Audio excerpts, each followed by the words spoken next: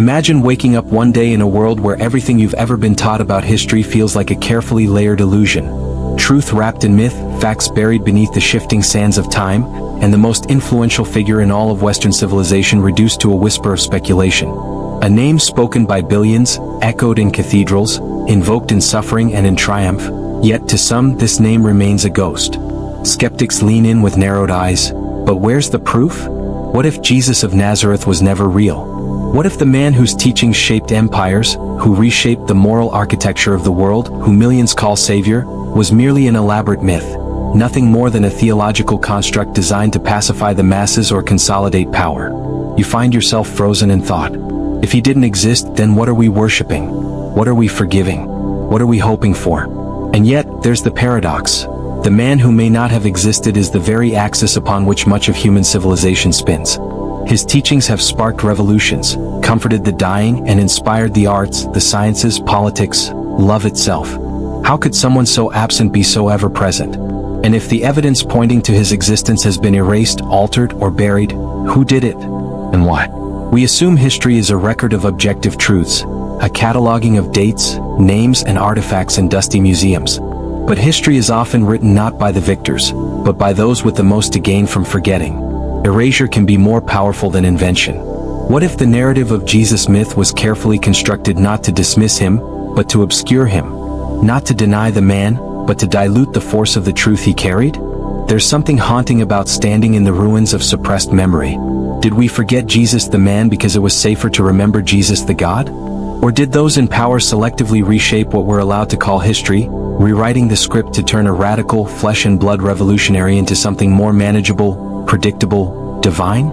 If someone once walked this earth, a man born not in legend but in suffering, in poverty, in flesh and betrayal, who loved until it broke him and forgave until the nails split bone, wouldn't you want to know him? Or is it easier to believe in a symbol than confront the real? Because symbols are safe, men are dangerous. But here's the question that trembles beneath centuries of silence. What if there was proof? Real, tangible, historical evidence that Jesus of Nazareth existed, not just as a story told in stained glass windows, but as blood and breath, as a body that walked dusty roads, challenged empires, and was crushed for it.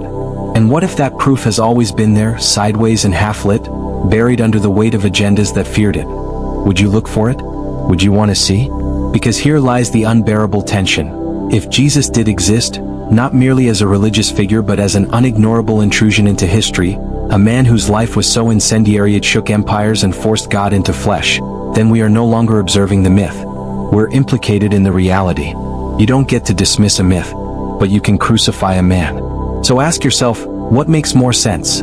That billions for 2,000 years built their lives on a fabrication, while scattered fragments of historical whispers still echoed his name through time? Or that someone wanted to bury the body while keeping the cross? Not because he didn't exist, but because he did. And if he did exist, why did the most powerful institutions in the ancient world, Roman rulers, Jewish authorities, and later political empires, work so hard to rewrite him, mythologize him, abstract him beyond recognition? Because facts can be challenged. Witnesses can be cross-examined. But when something becomes myth, it becomes untouchable, no longer a threat. We are told to believe or disbelieve, to have faith, as though it were placed in opposition to evidence. But what if faith wasn't the absence of proof, but a necessary rebellion against the suppression of it?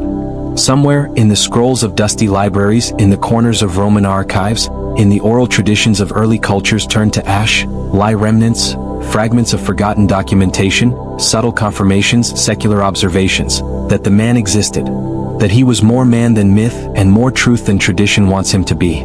But you won't hear this from pulpits, nor from the cold silence of an atheistic shrug. No, this tension, this possibility, lives in the cracks, in the records that escaped fire, in the revisionism no longer quite watertight. So now the question shifts, not did Jesus exist, but rather, what happens if you realize he did? And why would some people work so hard to ensure you never found out? Let's peel back the centuries. Let's follow the trail. Not to prove a belief, but to confront a buried reality. Are you ready to see what they didn't want you to find? Section 2. The hidden problem and its psychological/philosophical roots. Beneath the search for historical Jesus lies something far more unsettling. A truth not just blacked out in manuscripts or lost in the folds of empires, but buried in the corridors of the human mind. Why is the existence of Jesus such a charged, polarizing question? Why does the mere idea that he may have walked this earth ignite fierce resistance, not just from atheists but from believers too? Because his existence forces a confrontation. Carl Jung once wrote that the figure of Christ is the most complete projection of the human self that history has produced. Deep down, we see in Jesus not just a man or a god, but ourselves, an archetype of our own unrealized potential, our capacity for transcendence and destruction alike. And the terror of the Christ story is not in his miracles or crucifixion. It's that if he did exist, then the mirror he holds up to the soul is no allegory. It's a challenge. The real danger of a historical Jesus is not theological, it's existential. Because if someone like him existed, a solitary man confronting crooked systems, forgiving his executioners, calling us to die to the false self and live for something higher, then we're no longer dealing with metaphor. We're dealing with obligation. And nothing is more frightening to the modern psyche than spiritual obligation. We've built an entire culture on escape, from meaning, from suffering, from the weight of responsibility. Friedrich Nietzsche warned us of this more than a century ago. He saw that modern man, in his pursuit of comfort and autonomy, had killed God, not out of hate but out of fear. Not because God was unprovable, but because a world with God was more psychologically intolerable than one without. What? Because a God who walked the earth, bleeding and sweating beneath the sun, embodied in human form, demands something dangerous of you: participation. It's safer if Jesus is myth. Safer if he's a fairy tale or theological construct. Because then you're free to dismiss his teachings as symbolic, free to ignore their implications, free to construct your own truth.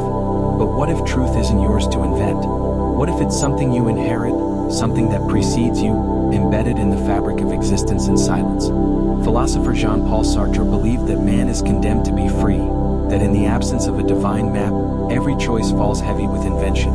We become the authors of our own essence. But Viktor Frankl offered a haunting counterpoint. In the darkness of Auschwitz, he saw that man doesn't just crave freedom, he craves meaning. And meaning is heavier than freedom, more terrifying, because it pins you to a path you didn't choose.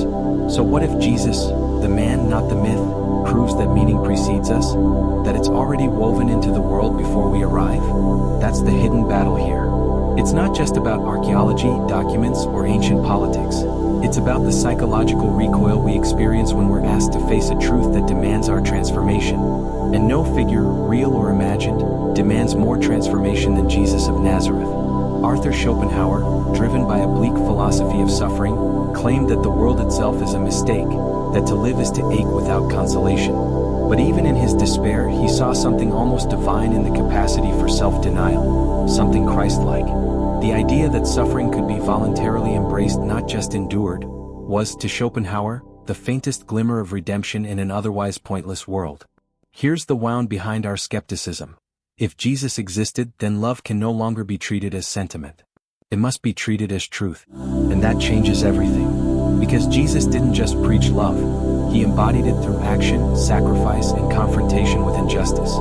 If that was historical, not hypothetical, then each of us stands accused by our own comfort-driven apathy. That's why we suppress. That's why we rationalize. That's why we twist truth until it no longer threatens us. We want Jesus to either be a God far above us or a myth far beneath us, anything but a man beside us, because that kind of reality is too excruciatingly real. It breaks down all illusions of neutrality.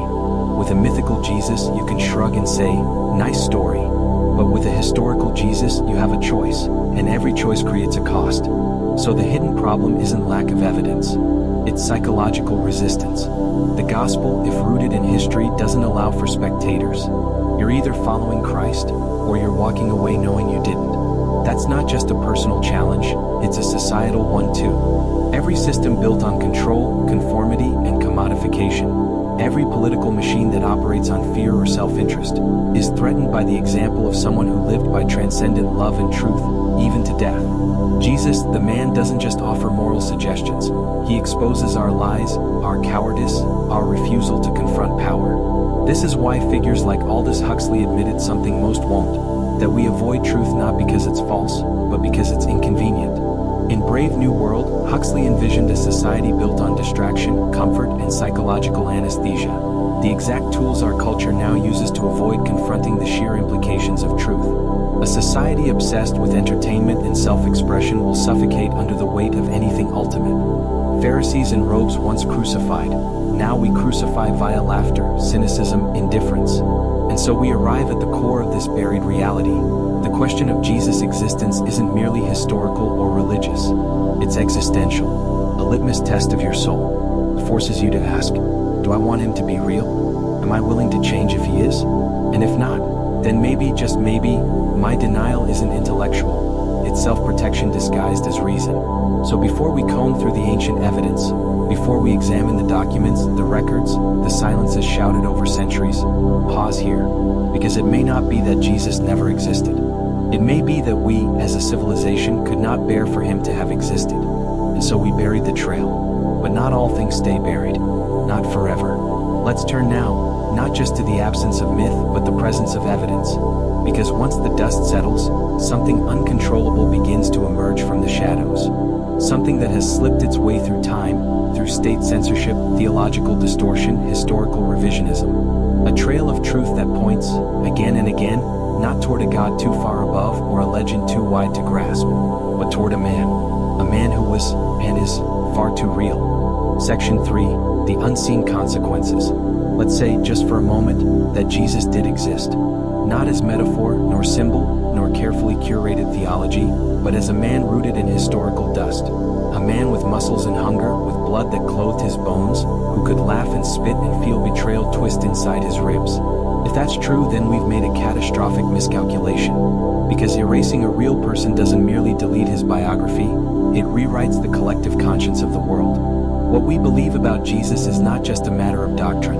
It's the lens through which we interpret ourselves. And if you remove the man from the myth, or twist the human into pure abstraction, something fractures deep within. Something more dangerous than historical ignorance begins to form. Disconnection. A wound in the psyche so subtle, it's masked by civility, masked by smiling faces in suburban pews, by sterile academic debates, even by indifference. But beneath it swirls a deeper erosion, the erosion of moral urgency. Because without the reality of Christ, without the presence of a man who breathed justice and forgiveness into occupied soil, we reduce ethics to theory, compassion to performance, and truth to opinion. We claim slogans like "Love thy neighbor," yet forget this command came not from abstract wisdom, but from the raw mouth of a man walking beside the sick, the outcast, the politically cursed. If that man didn't really exist, then love is just a word, a performance without roots, an ideal photoshopped into reality without blood or contradiction. But he did live. And here's the unsettling part. We've buried him with doctrine, blinded him with icons, and sanitized his rage. We've removed the cost from his cross and the nuisance from his name. Do you think it's by accident? That forgetting his humanity was just a drift of time? No, it was survival. Because the real Jesus destabilizes.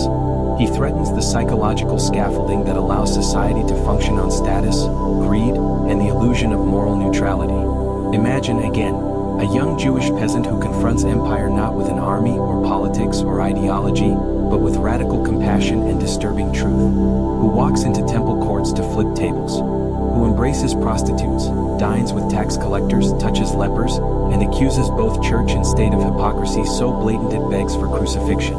What government would not want him erased? What empire, ancient or modern, could allow his memory to live on unchained? Hence the unseen consequences. What we've inherited is not a denial of Jesus, but a curated version, a psychological repackaging. We preach Christos the Redeemer, but forget Yeshua the Radical. We turn a revolutionary into a mascot, a threat into a religion, a historical insurgent into a bedtime story of forgiveness, stripped of teeth. This isn't an accident. It's cognitive protection. Psychologically speaking, the human mind reacts viscerally to unresolved dissonance. When confronted with a truth that threatens our worldview, our sense of identity panics. We justify. We compartmentalize. We rewrite history for our own protection. This is known as motivated reasoning, a bias studied in cognitive psychology, where people distort or dismiss evidence when it contradicts pre-existing beliefs or creates potential discomfort. The less we can control the implications of a truth, the more likely we are to obscure it. So when we look at the scattered evidence of Jesus' existence, Tacitus' passing mention, Josephus' layered commentaries, Pliny's letters to the emperor, early non-Christian testimonies, we don't just face historical data, we face an implication.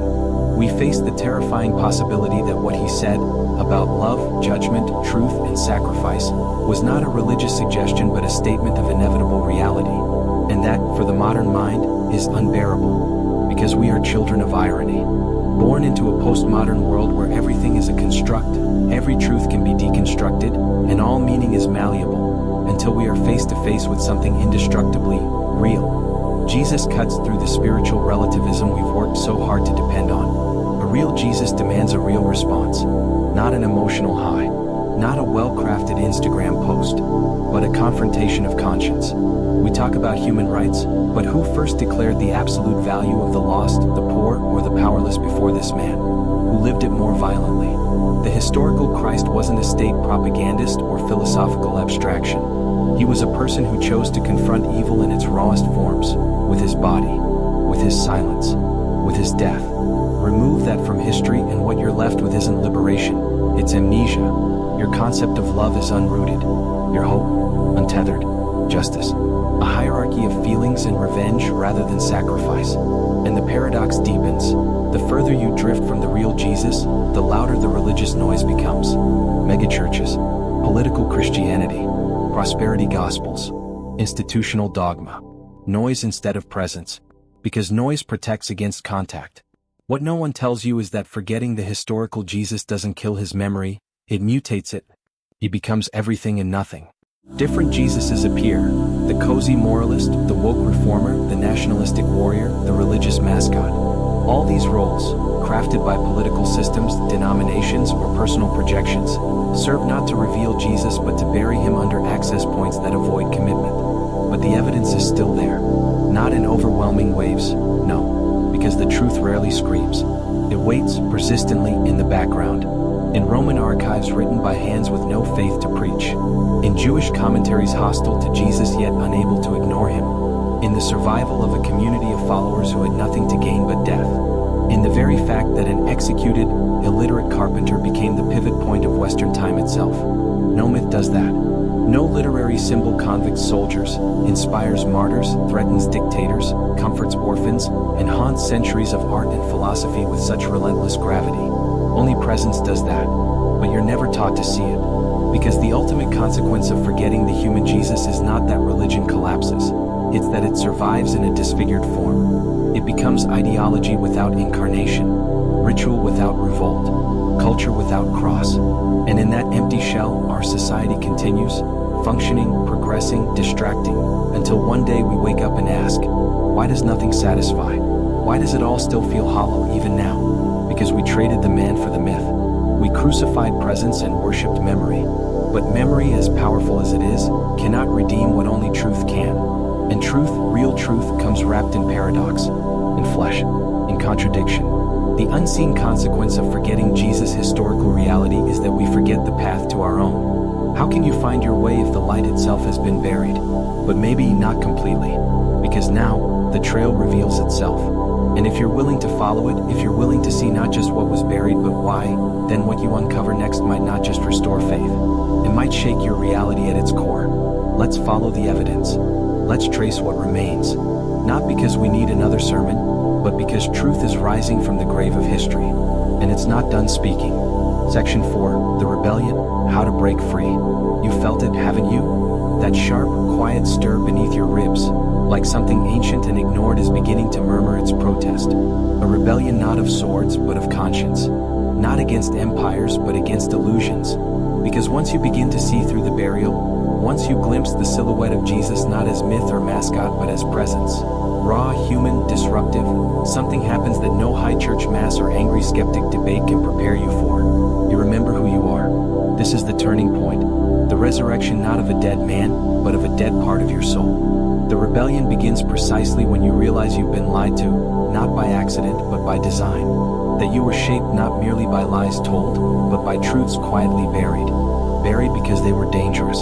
Because if Jesus did walk the earth with blinding clarity of purpose and compassion and rage and blood-soaked forgiveness, then what does that say about how we're supposed to live? About what matters? About what freedom actually is?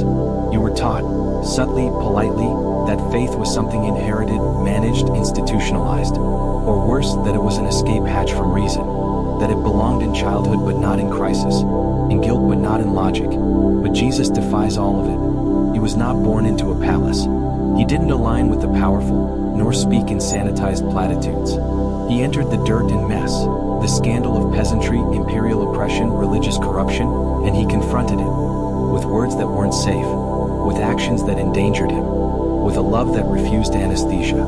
This man's existence wasn't theological, it was revolutionary. And now, so must yours become. To reclaim Jesus, you must first reject the empire of distraction that replaced him. The empire that taught you spirituality is a brand, that life is about content, that your identity must be carefully curated, polished, sold. This world numbs you with noise because if you really turn toward the silence, toward the buried evidence, toward the uncomfortable records that point again and again toward the reality of the man from Nazareth, you'd feel it, the uprising of eternity inside your chest. And in that moment, you'd understand what Nietzsche could not, that God is not dead but disguised, buried under boredom, drowned in the algorithm. But truth doesn't die, it waits. And now you're standing at the entrance of a tomb that was never quite sealed. So how do you break out? How do you rebel against 1,000 soft illusions that have been keeping a very real, very historical Jesus at arm's length? You begin where he began, by refusing to conform. Not in the surface ways, not in fashion or trends or politics, but in the one rebellion this world cannot tolerate, the refusal to be numb. The refusal to let what matters slip from your fingers while you chase comfort or cynicism or performance. The rebellion is honesty. It's presence. It's being so radically awake that the world begins to look at you like you're the dangerous one. Because you are. When you begin to live like truth has a body and a name, you become dangerous to every system, internal and external, that feeds on apathy. But let's be honest, the resistance isn't just societal. It's internal. You fear belief because belief has been weaponized. You fear truth because truth has been politicized. And you fear Jesus because if he was real, truly real, then so are your choices. So are your failures. So is grace. The way out is through. You confront the psychological machinery. Name the biases. You read the sources, not with blind faith but with open-eyed courage. You seek out Tacitus, who called Jesus' execution under Pontius Pilate a most mischievous superstition that Rome could not contain. You examine Josephus, who, despite his tainted passages, could not ignore that a man named Jesus had followers dying in his name. You analyze Suetonius, Pliny the Younger, Lucian, even the Babylonian Talmud, because even derision admits presence. Why do secular historians across centuries write lines about a man who shouldn't have mattered at all? Because he did. Because you don't crucify myths, you crucify threats. And why are you still haunted by him? Why does his name hush the room? Why do you flinch at the possibility that this man, executed in disgrace, buried in obscurity, might still be alive in the deepest undercurrent of history? Because he is. And the moment you stop silencing him in your own life, you start remembering who you could be. This isn't about religion. Jesus didn't found a denomination. He didn't build an institution. He wasn't safe for Protestants, Catholics, Jews, or Romans. He wasn't a mascot for morality.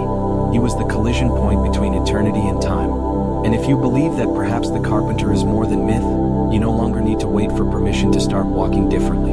You speak truth even when it costs you relationships. You forgive when your ego is screaming for revenge. You love when love makes no sense. You refuse the comfort of consensus, the sedation of screens, the easy nihilism of a world spinning in perpetual distraction. You ground yourself in reality. And the greatest reality of all is this: a man named Jesus walked this earth. Maybe poor, maybe mocked, maybe doubted, but undeniably here. And his story didn't end at the cross. Because your life, right now, is proof that the story is still speaking. So don't wait. You don't break free by believing harder. You break free by daring to see, to search for what you were never told to find, to confront the truth they tried to bury with questions they prayed you'd never ask. And when you do, nothing can control you again. Because once you grasp that the greatest rebellion is believing in a truth that was designed to be forgotten, you won't settle for anything less than resurrection. Not in history, not in Christ, not in yourself. Section 5. The ultimate truth. The final, most powerful realization. There's a moment, quiet, jarring, holy, where the search for evidence gives way to something fiercer than proof: presence. You've followed the trail. You've seen the psychological scaffolding collapse, the historical myths unravel, the carefully buried fragments of truth rise like bones from the dry earth. And And now you stand on the edge of something far deeper than historiography. You're staring into an abyss of implication. And across from you is a man. Not a symbol, not a metaphor, a man. You can see his outline now, not just through dusty Roman annals or reluctant Jewish commentaries, but in the living testament of the world itself, cracked and trembling under the weight of having once hosted the divine in human form. You whisper a question, not aloud, not formulated, but it climbs through your blood with terrifying gentleness. If he was real, what does that make me? Look closer. Because this is the moment where truth no longer waits in books or sermons or YouTube videos. It waits now in you, holding out its pierced hands like a challenge. Not to believe harder, but to live awake. This is the ultimate truth. That the man they tried to turn into a symbol, the man they tried to bury beneath theology and empire and centuries of misdirection, was actually something so much more dangerous. He was impossible to contain. And not because he was a god floating above suffering, but because he was a man who stepped inside of it. He walked into rejection, betrayal, arrest, injustice, not to avoid it, not to philosophize about it, but to confront it, with eyes that blinked, with a heart that beat beneath ribs, with knees that buckled in Gethsemane under the weight of, do I have to do this? This isn't myth, this is incarnation, and it's the key to everything. Because if Jesus existed, not just in soul, but in dirt and tissue and time, then hope isn't abstract anymore. It's local, it's tangible, it's within reach. Your wounds matter, your choices echo. Your life, mundane, inconsistent, loud and quiet, suddenly becomes sacred, not by your merit but by his arrival. And all of Christian history, all of it, every cathedral and martyr and doctrine and war and poem, has missed the mark if it forgets this. That Christianity was never meant to be a belief system. It was a collision between eternity and moment, between God and man, between what you think you are and what you're called to become. And if Jesus was in fact real, if the historical figure documented by non-Christian sources, whispered through reluctant antagonists and affirmed by the transformation of first-century nobodies into unstoppable witnesses, if that Jesus lived, then what is faith but the recognition that truth walks, that it can bleed, that it can be lashed and suffocated and buried, but never forgotten, never conquered. The world tried. They tried. From the first century on, empires rose not to embrace him but to contact trace him into oblivion. They burned records, banned texts, twisted theological councils. But the echoes remained. What? Because it's hard to bury a man who refused to stay dead. And now here's the final realization. It's not just that Jesus existed. It's not just that there was a man executed outside the walls of Jerusalem who sparked a revolution not of weapons but of hearts, of consciousness, of spirit. It's that you are now accountable to that truth. You can no longer politely demythologize him, no longer consign him to the realm of parables and bedtime religion, no longer escape his gaze by quoting theology or hiding behind intellectualism. Because once a man in flesh walked the earth and lived like that, the entire world became charged with new meaning. And now, so must you. Yes, you, the overthinker, the cynic, the exhausted seeker flicking through videos, swiping between worldviews like changing clothes. You are being called, not to church, not to perfect belief, but to reality, unfiltered, unsettling, resurrected. To walk the same earth Jesus did, not as a detached observer, but as a radiating participant in a world that has already been claimed by eternal meaning. Do you feel it now? How hollow the world becomes when you live as if none of it matters. Hasn't your soul been quietly revolting every time you treat your life as a story with no author? The truth they buried, the truth that rattled empires and still ruins hearts for anything less, is this. You were made in the image of the God who wore your dust. And if Jesus lived, if he lives, then the final answer is not theological. It's personal. You are not random. You are not meaningless. You are not too late or too lost or too doubtful. You were born into this noise, into this fragmentation, into this war of truths and endless relativism, not to drown in it, but to carry a memory older than time into the world around you. The memory of a man, a presence, truth you can't intellectualize away because once you meet his silence, there's nothing left to prove, only everything left to live. So where does all this leave you? On the shore, looking back at the battered road you've taken. Skepticism, numbness, cautious belief, and maybe, just maybe, a quickening, waking hunger for something real. And ahead, a man you thought was too mythic to matter, now waiting, not in church walls, not in abstract poetry, but in your own breath. The search is over. The proof was never meant to be only in documents. monuments or ruins or footnotes. The greatest proof that Jesus existed is the world he left behind, and the pull in your soul that maddens you with questions ignored for too long. And now, the only question left to ask is the one that will follow you into every silence, into every moment of beauty and ache. What will you do with the man they tried to bury? Because he is no longer buried, and neither are you.